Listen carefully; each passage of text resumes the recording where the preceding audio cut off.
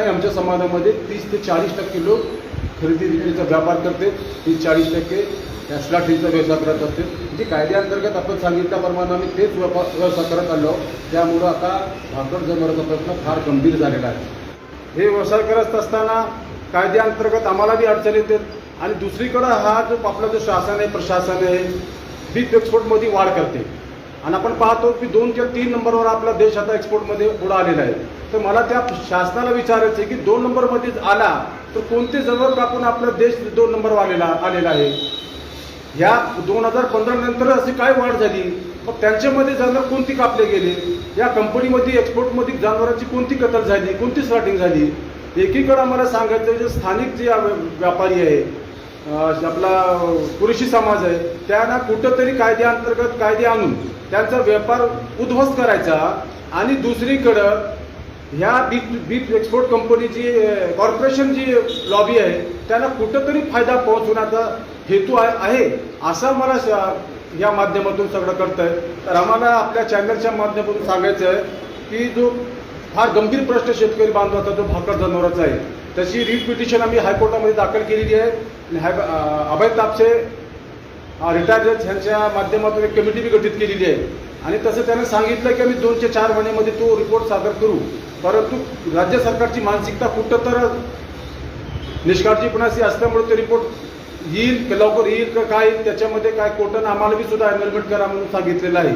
परंतु आता 22 तारखेला काय त्याची तारीख सुद्धा आहे.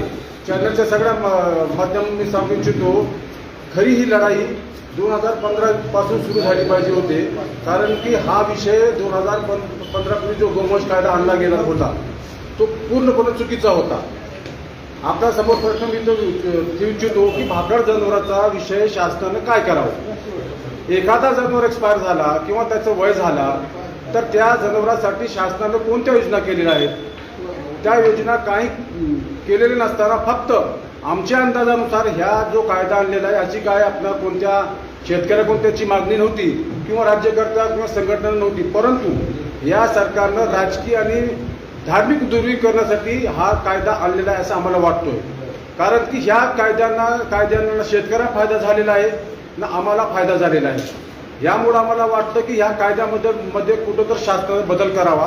कारण की आज आपण पाहतो की एखादा माणूस एक अल्पभूधारक छोटे मोठे धंदे जनावर किंवा पाळत असतो पुन्हा मोठ्या झाल्यावर आपल्या सोयीनुसार तो विकत असतो.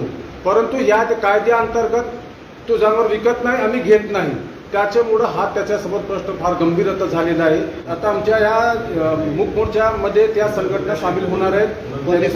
हो, नळेगाव धरणे आंदोलनामध्ये जिल्हाध्यक्ष शेतकरी संघटनेचे आले होते.